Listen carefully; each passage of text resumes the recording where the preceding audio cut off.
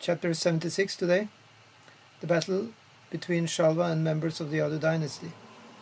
While Shukadeva Goswami was narrating various activities of Lord Krishna in playing the role of an ordinary human being, he also narrated the history of the battle between the dynasty of Yadu and a demon of the name Śālva, who had managed to possess a wonderful airship named Śālva. King Śālva was a great friend of Shishupala's. Let's see. So he has a big airship. So it's explained that this airship was extremely big. It was the size of a city. Yeah. So why is it there at all? Well, it's because he was a great friend of Shishupala. If you remember a while back, Shishupala was single-handedly killed by Krishna's chakra because he had offended Krishna. Not just one time, but he offended him 100 times. Krishna had put a bar for how much he tolerated being offended by Shishupala, and he said, until 100 times he can say something, but if he goes above 100 offenses, then I'm going to chop his head off with the chakra. So he did that. But Shishupala, he was liberated at that time by entering into Krishna's body, something that's called Sayurja Mukti. Yeah. Okay, so when the backstory is like this, when Shishupal went to marry Rukmini, Śālva was one of the members of the bridegroom's party. What does bridegroom's party mean, Christopher? It's like the bachelor party. It's called now. What was the term? It's a bachelor party. Essentially. A bachelor party. Okay. The male is the groom, right? Yeah. And And the others are the supporters. I get it. So. So he had the support by Śālva, and it's also said that Duryodhana was there also. Yeah. So in the fight between the soldiers of the Yadu dynasty and the kings of the opposite side, Śālva was defeated by the soldiers of the Yadu dynasty. But despite his defeat, he made a promise before all the kings that he would in the future rid the whole world of all the members of the Yadu dynasty. Yeah. So the story is that Shishupala went to marry Rukmini. However, Krishna, he kidnapped Rukmini right in front of his nose. And later, he killed him also. Because later Krishna was worshipped in the Rajasuya Yagya, or before the Rajasuya sacrifice. Okay, so...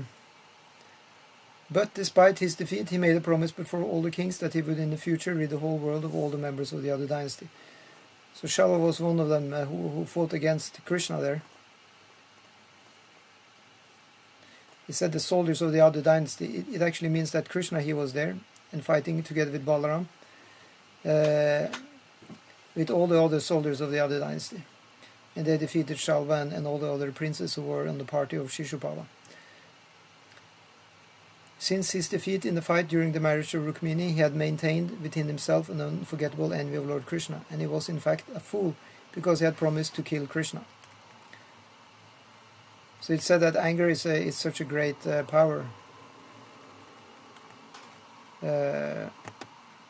of foolishness. It makes one stupid.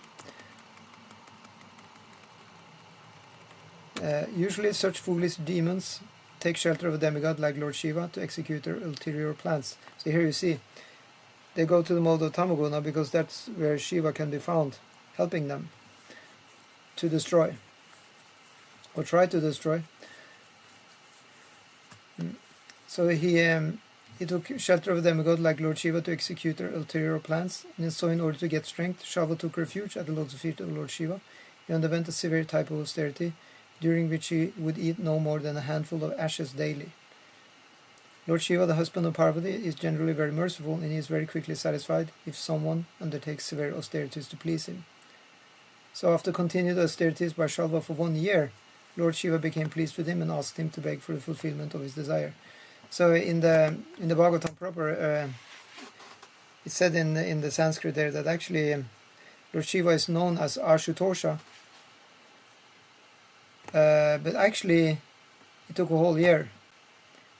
So there it said that actually it was not going that quick. It has happened, quicker before, that people get what they want from Lord Shiva. So Śālva, he then is going to choose to have a vehicle. And what is that vehicle? Let's see. Yeah, Śālva begged from Lord Shiva the gift of an airplane which would be so strong that it could not be destroyed by any demigod, demon, human being, Gandharva or Naga, or even any Rakshasa. Moreover, he desired that the airplane be able to fly anywhere and everywhere he would like to pilot it, and be specifically very dangerous and fearful to the dynasty of the Yadus.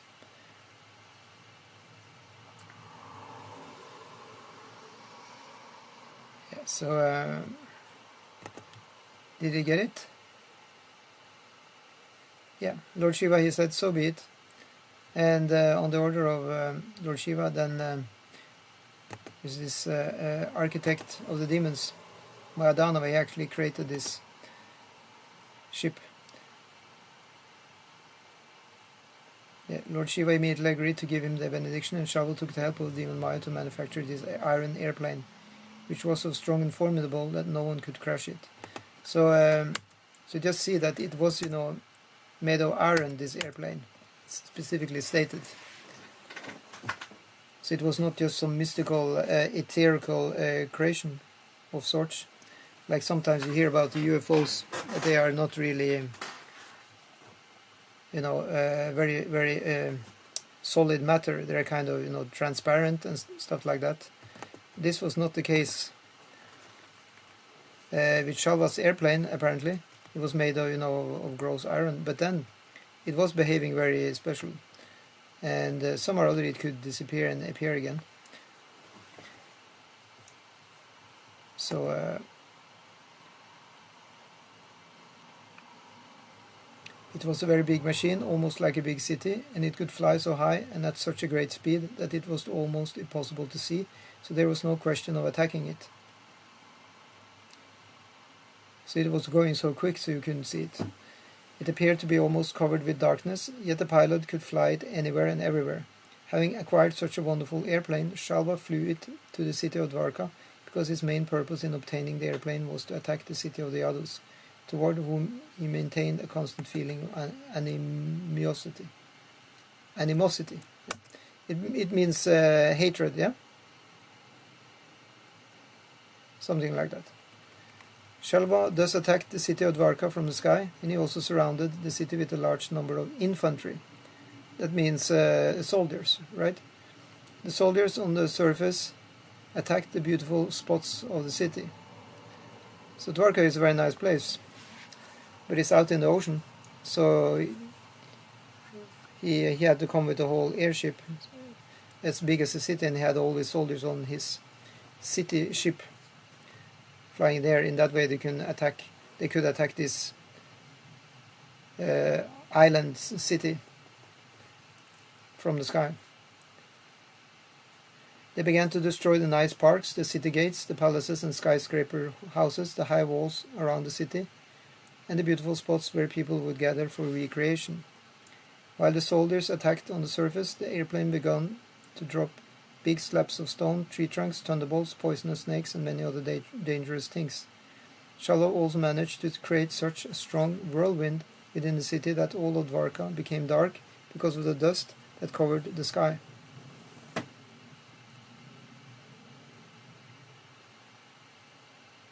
The airplane occupied by Śālva put the entire city of Dwarka into distress, equal to that caused on the earth long ago by the disturbing activities of Tripurasura. The inhabitants of Dwarkapuri became so harassed that they were not peaceful for even a moment. Although previously Dwarka had gotten benediction actually, that as long as Krishna would be there, they would be always peaceful. But of course, they will be. It's just a short period. This fight is going on. So in general, they are really peaceful. The great heroes of Dvarka city, headed by commanders such as Pradyumna, counterattacked the soldiers and airplane of Śālva. When he saw the extreme distress of the citizens, Pradyumna immediately arranged his soldiers and personally got up on a chariot, encouraging the citizens by assuring safety. So who is Pradyumna? Well, that's one of the sons of Krishna. I guess Krishna had something like, he had 16,108 wives. And he had 10 sons for each wife, so you can do the maths. But Pradyumna was probably the first son, if I'm not wrong. I think so. He was a great fighter.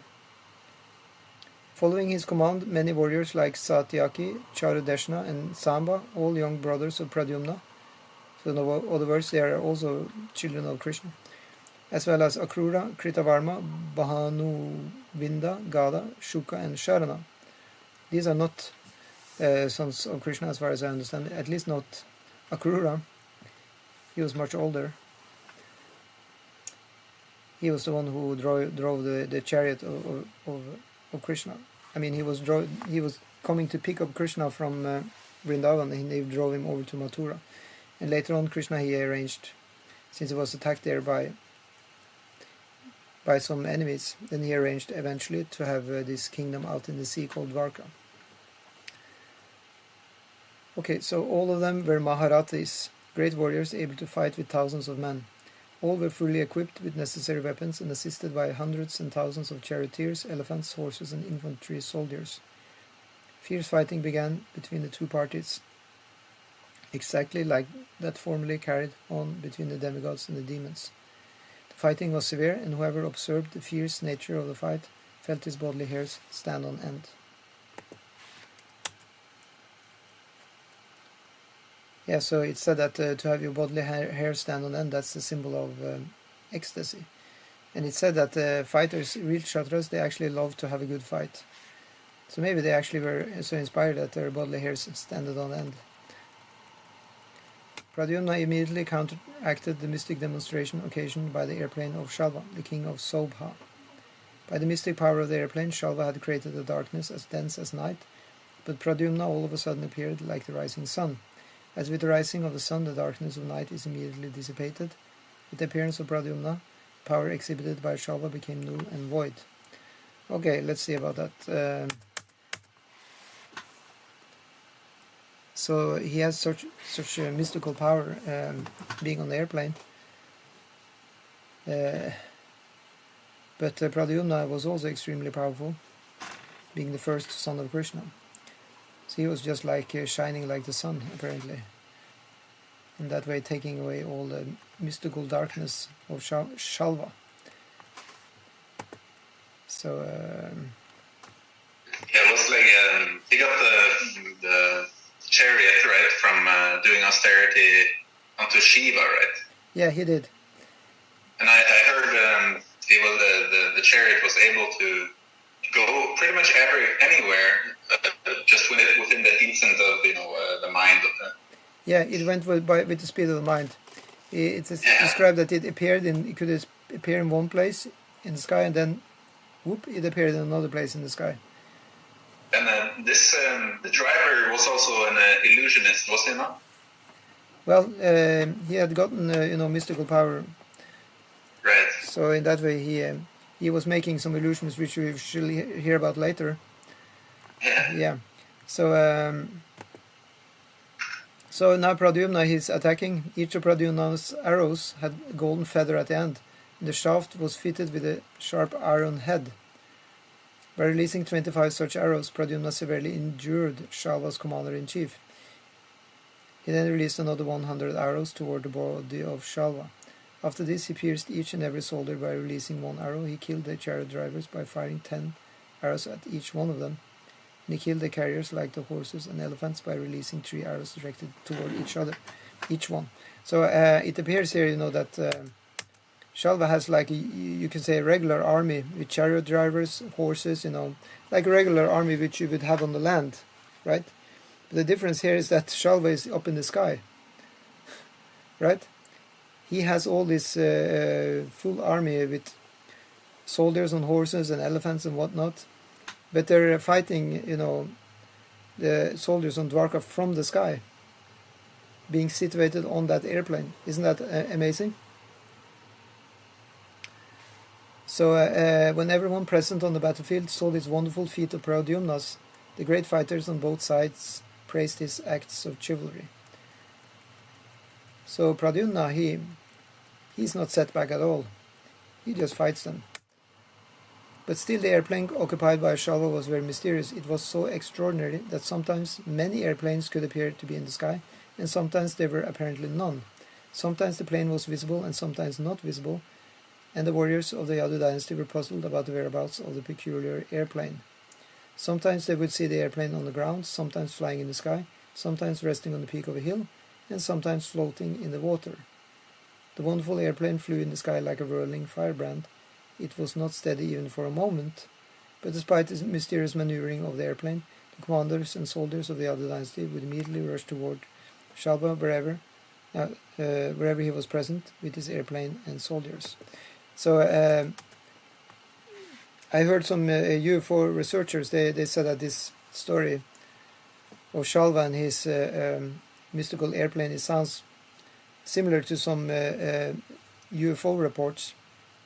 Where also there, I heard specifically about one instance where there was a UFO which was having this effect in the sky. It was appearing in several times at the same time. Then it was appearing in one place. Then it was shifting different locations. You also heard about that? No, but I also had a mental image of how the chariot was sounding like, okay. flying everywhere. Yeah. But as far as I remember, there are not many UFO reports where the UFO is like a big city. I haven't heard so much about that. But anyway, the kind of features of appearing and disappearing and in different places, that has been reported. Anyway, so the arrows released by the dynasty of the Yadus were as brilliant as the sun and as dangerous as the tongues of serpents.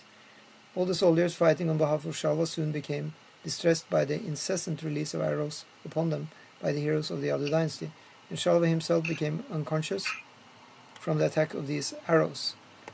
So he's doing a pretty good job, Pradyumna, the prince, together with all his other mates on the team of Krishna, representing Dwarka city. The soldiers fighting on behalf of Śālva were also very strong, and the release of their arrows also harassed the heroes of the Yadu dynasty. But still the Yadus were so strong and determined that they did not move from their strategic positions. The heroes of the Yadu dynasty were determined either to die on the battlefield or to gain victory. They were confident that if they died in the fighting, they would attain a heavenly planet, and if they came out victorious, they would enjoy the world. Yeah, so these are like Kshatriya, promises. Even Arjuna is referring to that in the Bhagavad Gita. And if a Kshatriya dies, in a you can say righteous fight, then he's going to Svargaloka. That's one of the promises that the Kshatriya is getting, and that's why he's so fired up to fight relentlessly and heroically. The name of Śālva's commander-in-chief was Dyuman. He was very powerful, and although bitten by 25 of Pradyumna's arrows, he suddenly attacked Pradyumna with his fierce club and struck him so strongly that Pradyumna became unconscious. Immediately there was a roaring, "Now he is dead, now he is dead." The force of the club on Pradyumna's chest was very severe, and it appeared as though his chest had been torn asunder. Pradyumna's chariot was being driven by the son of Dwarka. Excuse me. According to Vedic military principles, the chariot driver and the hero on the chariot must cooperate during the fighting. As such, because it was the duty of the chariot driver to take care of the hero on the chariot during the dangerous and precarious fighting, Dwarka's son removed Pradyumna from the battlefield. 2 hours later, in a quiet place, Pradyumna regained consciousness, and when he saw that he was in a place other than the battlefield, he addressed the charioteer and condemned him.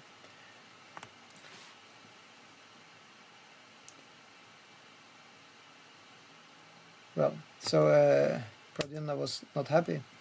"Oh, you have done the most abominable act. Why have you removed me from the battlefield? My dear charioteer, I have never heard that any of our family members was ever removed from the battlefield. None of them left the battlefield while fighting. By this removal you have overburdened me with a great defamation. It will be said that I left the battlefield while fighting was going on. My dear charioteer, I must accuse you.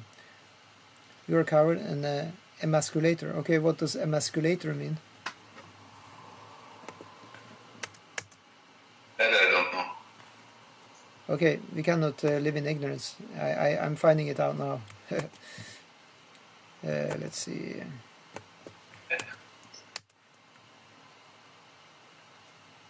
Well, emasculator is a tool used in the castration of livestock. Okay, so I think it must mean that you're like a eunuch, yeah. Pretty, I guess, fitting insult for someone who leaves combat or something. Oh, now I get it. He said that his driver was an emasculator. So that means, he was like a person who removed his manhood. Yeah. Exactly. "Tell me, how can I go before my uncle Balaram and my father Krishna? And what shall I say before them? Everyone will talk about me and say that I fled from the fighting place. And if they inquire from me about this, what will be my reply? My sisters-in-law will play jokes upon me with sarcastic words. My dear hero, how have you become such a coward? How have you become a eunuch? How have you become so low in the eyes of the fighters who opposed you? I think, my dear charioteer, that you have committed a great offense by removing me from the battlefield." So still, Pradyumna has nice manners. He's saying, "my dear," The charioteer of Pradyumna replied, "My dear sir, I wish long life for you. I think that I did nothing wrong, for it is the duty of the charioteer to help the fighter in the chariot when he is in a precarious condition. My dear sir, you are completely competent in the battlefield, but it is the duty of the charioteer and the warrior to protect each other in a precarious condition. I was completely aware of the regulative principles of fighting, and I did my duty. The enemy all of a sudden struck you with his club so severely that you lost your consciousness. You were in a dangerous position, surrounded by your enemies. Therefore I was obliged to act as I did." Oh, we're already finished. I don't know if we have time to take another chapter. You think so, or? I have time. Huh? So what do you? You're holding the class. Yeah. Okay. We can do a little discussion also. So what happened now? We started. Where did we start? What did we start? Just where they explain how he got the power. What's his name? Śālva. Śālva. How Śālva did the austerity, and then it's just a battle between Śālva and Pradyumna. Yeah. So let's just have a discussion, and we continue tomorrow. Yeah. So Śālva, he came to he came to want to fight, just to revenge, basically, the death of Shishupala. How was he related again to Shishupala? Was it just a well-wisher and friend, or was it someone or something? Yeah, he was one of the mates of Shishupala, as far as I remember. Mates? Yeah, mates. They're friends. Yeah, pals. Oh, okay. Oh, mates. Yeah. That's all we hear here. I mean, probably actually, the term mate refers to a conjugal relation. Well, not in British. In Britain, you say I good know day. it's been, but it's been it's what is it? Adjusted a little bit. Anyway, so actually, it is a kingdom also has that name, really. Is a kingdom of Śālva, and then Sauba, it was the capital of the kingdom. So he came from the capital of the kingdom of his own name. So probably he was actually the king of that place, right? Yeah, I was under the impression that this was some kind of king, yeah.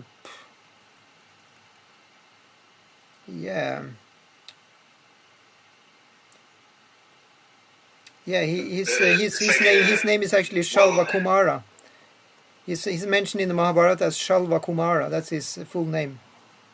And he's one of the people who also were invited to Yudhishthir's Raja Suya sacrifice, right?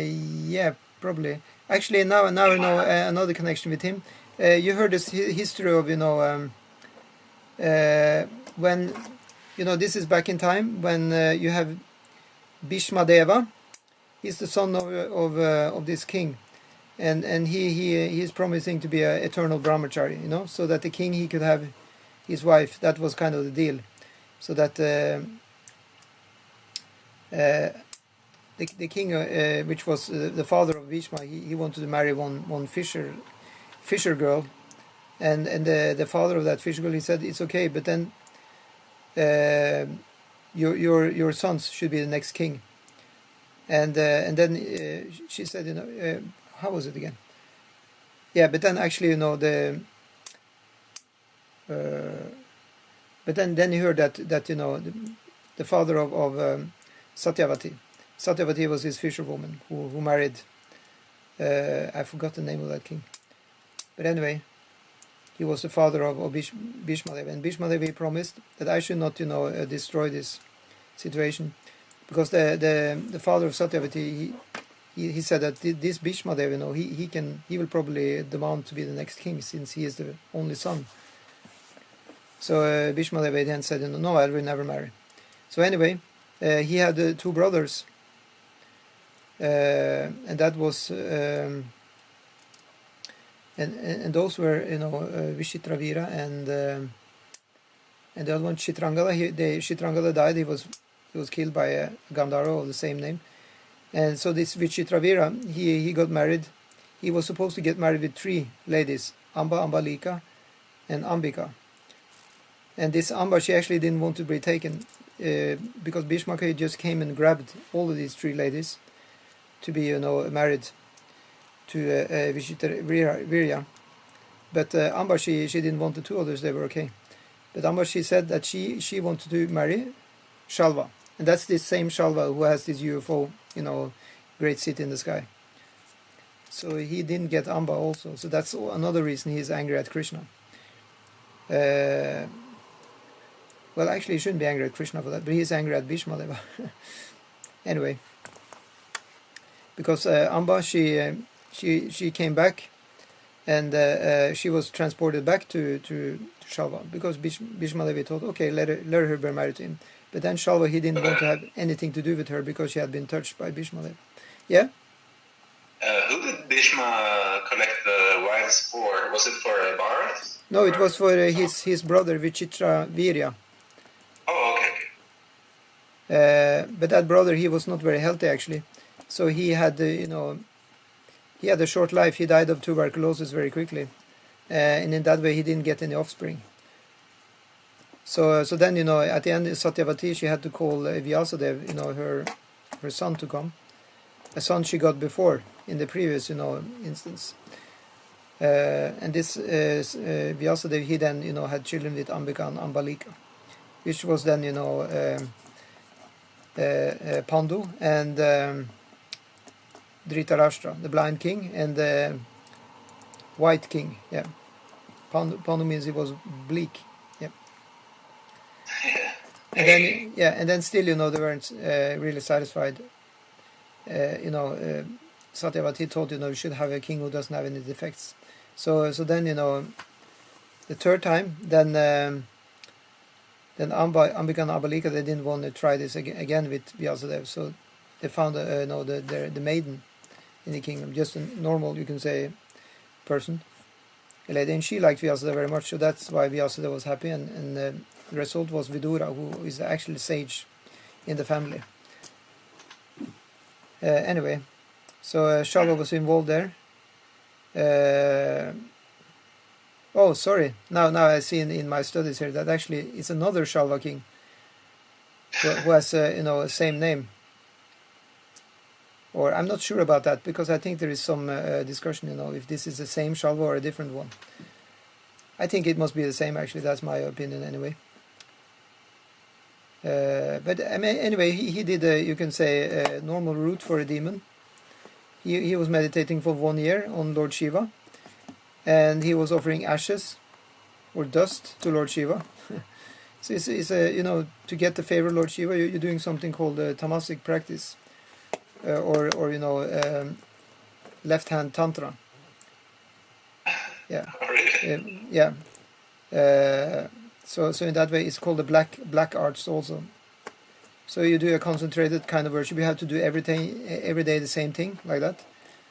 And he did that very stubbornly, you can say, for 1 year, until Lord Shiva appeared, and he was ready to give him what he wanted. And he wanted to be getting a great weapon, so he was able to attack Dwarka and get rid of Krishna. Of course, Lord Shiva couldn't promise him to kill Krishna, but he could give him the great weapon he wanted, which was a flying city.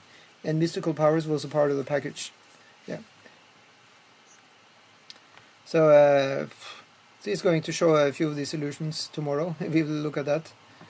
So one of them is that he's creating an illusion that it looks like Lord Krishna has his father killed. It's pretty like a gorish scene. He actually chops off the head of Krishna's father. Can you imagine? So this shows that all the rasas are in Krishna, because we heard about this rasa. It's called Gaura rasa, and that's called like disturbing, gruesome. So in the same way that a normal man, he may enjoy somehow or other to watch horror movie or something like that. In the same way, Krishna also has sometimes enjoying of this kind of What was it called? Gaura? Gora. Gaura. Not Gora, but Gora, like just with G-O-R-A. Gore. Just like gore, the American word must have come from that, right? Yeah. Exactly the same.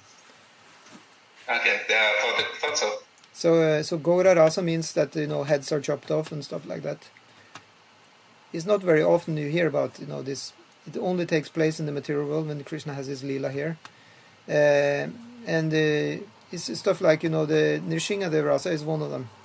They're also Hiranyakashipu is killed in a gruesome way, like all his intestines are taken out, right, like that. Yeah, so this is one of the you can say humors or enjoyments, kind of masala in life, yeah, for Krishna. Yeah, but it's all just a play, right? It's not real. Lila means it's just for fun. So in the same way that one doesn't actually enjoy that, one just watch a movie, right? If you want to be scared a little bit. So it's the same thing with Krishna. He actually never kills nobody, because nobody can actually be killed, because all the souls are eternal. So they just volunteer to take part in this encounter. As you hear, actors who are really good actors, before they are shooting their films, they are studying for a long time the character is supposed to play, right? They even talk with people who are into the same thing or whatever, and they really live themselves into that character. So it's said that a really good actor, he can even become partly insane. He actually believes that he is that character when he's doing he's shooting for the movie, right? So in the same way, the devotees who take part in Krishna's Leela, they are living themselves so much into Leela, they actually forget who they are in the spiritual world. And they actually believe that they are these demons. So in that way, they make a fantastic performance. Definitely. And so the way that they can actually forget who they actually are and just play any demon they're supposed to play, that's happening by the agency of Yoga Maya, Krishna's mystical energy. Yeah. So this Śālva is another one of the devotees who are somewhere already playing a demon. So the hardcore atheists, they're never appearing in Krishna Leela, because they don't believe in Krishna. They will never see him, right? They don't even get to play demons. They just. Well, not in Krishna Leela anyway. They are playing they're playing whatever role they're playing in the material world. Yeah. Yeah. Yeah. So. It's really a lot of living entities. Yeah, they are unlimited actually. It's explained like that. You can't really count them. Yeah, that's absolutely crazy to think about. Yeah. Unlimited jivas. Yeah.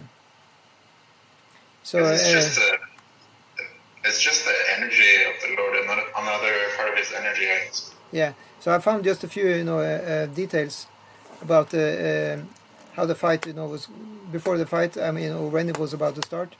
In Dwarka, they practically closed down the whole city. They have boats going from Dwarka to the mainland, but these boats were not allowed to run while the fight was going on, obviously, because then they could be pirated. And same way, nobody was allowed to leave the fortification. It was fortified city, right? So they were fighting Śālva from behind the fortifications. So in that way, they could also defend themselves behind the big what do you call this, walls? Yeah. And what more, they had also some kind of engines, some kind of fighting machines, these kind of machines where you can throw out like burning bolts or something like that, the kind of pulling machines, no? Like in the fortification wall? Yeah. In the land of Dwarka, in the island, they were shooting with these machines, balls or cannons or whatever you call them, on the city which was flying in the sky, on the soldiers there. They defeated, them in that way also. And it's also said, like some fun facts. They were also throwing something is described as some kind of hot liquids. So I don't know. Huh? Like oils or ghee. Or yeah, I don't know. Or maybe it's something like the Molotov cocktail. Which people can make themselves at home. It's like they make it in a flask, right? And they put fire on it on the top, and then they throw it, right? And then it kind of explodes. Yeah. So I guess they had a lot of kind of different constructed weapons. And another thing, in order that people should behave properly, at that time, nobody in the city was allowed to drink any alcohol. So this just shows, again, as shown many times before, that the Kshatriyas in general, the royalty, they were drinking, alcohol. But it's like for Vaishnavas, it's like a big don't try this at home. Probably because we mentioned a few times, that they're drinking different kinds of liquors. They are doing that. It may come as a shock for the devotees when they find it out that also they were eating meats sometimes. But of course, Vaishnavas, like those who are trained up now in different groups like Iskcon, they are trained up to actually be like Brahmanas. And Brahmanas, of course, they never touched alcohol or meat. But the people we hear about in Krishna Lila are usually, Kshatriyas. It's a different, lifestyle really. They are gambling, right? They're playing, with the cards. Yes. Just like they're not following any of the four principles basically. But they are still, working for Krishna. They're fighting for Krishna. Exactly, they're following the one eternal dharma, which is Krishna, I guess, Krishna consciousness. Yeah. So this doesn't mean now that in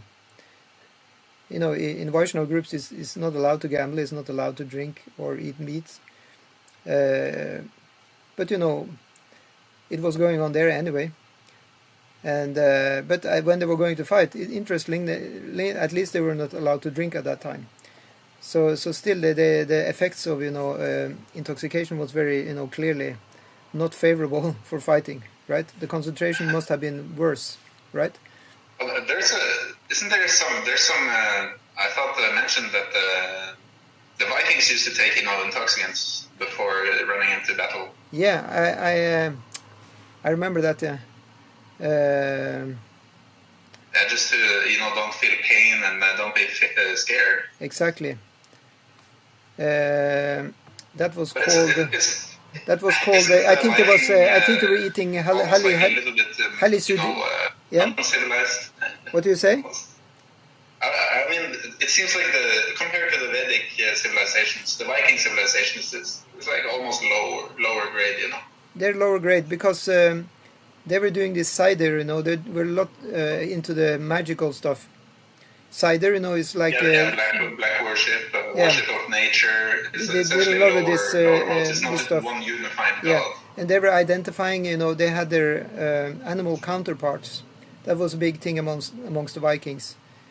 You know, there were these people like berserkers and others. They had like the hide of. They were wearing, you know, basically skin, you know, and even the face sometimes on top of their head of the wolf or the bear. So they had like a clan, you know, wolf people or bear people. So it was not too sattvic. But of course they were fighting very nicely. But these Vedic people like we have here, they were, you know, directly connecting with the devatas, who gave them, you know, mantras for fighting with. Like mantric weapons, like Arjuna is famous for calling a lot of, he was, what do you call when you, summoning, he was summoning a lot of weapons by usage of mantras, and the weapons were personified. So that we don't hear so much about with the Vikings, but I guess also they had some kind of sounds or some kind of Viking mantras, which was encrypted in the rune, you know, language. I heard about that also. They also had some kind of, you know, power from the language of the runes to try and win wars. Yeah. Anyway. Oh yeah. We can look into that another time because I'm studying these things now. Because there's a lot of, you know, mystical stuff going on, and which looks quite, you know, similar to what was going on in India. So who knows, you know, back in the previous yuga. Probably it worked much better to say mantras, and actually you could manifest, you know, powers. They apparently don't work as well in Kali Yuga. I guess, you know, the consciousness was stronger, and they also had a lot more years. In Dvapara Yuga they could live until 1,000 years. So they had some time to hone their skills of mantra chanting and magic. They got 1,000 years, you know, to do that, to become perfect. Now we only have 100 years. Even 100 years is, I mean, it's not very long, but it's pretty good. It's pretty good. If you're born in a family of yogis, specifically in India, I've heard that somebody is able to have some mystical powers still, but there's very few. Well, yeah, wasn't Prabhupada was talking about these yogis who go to the Kun? This guy is 700 years old. Yeah. They have to, you know, live by themselves most of the time, not to get distracted. Live in the mountain or something. Because part of this mystical power, it is very cultish. They have to really, you know, just stay isolated. There are many rules that increase your power, so you have to like follow so many. That's the point when you follow all of these rules, and you have to surrender yourself to one of these gods who give you the power. So in that way, you know, Śālva was doing the same. He was just living very cultic for a whole year. He was just completely, you know, isolated from everybody else, and he just did his magic practice. Yeah, and thus he got result. But it was back in Dvapara Yuga when people, you know, were accustomed to do these things. Even if you live 1,000 years, then you definitely have enough time to, you know, become. What do you say? A little bit maybe thinking that. The fruitive works is maybe a bit boring after a while, so that they become interested in knowledge. And I think 1,000 years is certainly enough time to become a very educated man. Definitely. So, you know, I personally believe a lot of the accounts that we have, you know, about what was going on, not only from Vedic sources, but also from, you know, Western sources. You know, if you go back many thousand years, why not? A lot of stuff happened that's not possible today. Okay, so anyway, we can continue tomorrow with our discussion, because now we're gonna hear more about Śālva's, you know, magical feats. So around the same time tomorrow we'll continue. If you have time. Yeah. Super. So see you next time. Hare Krishna. Okay.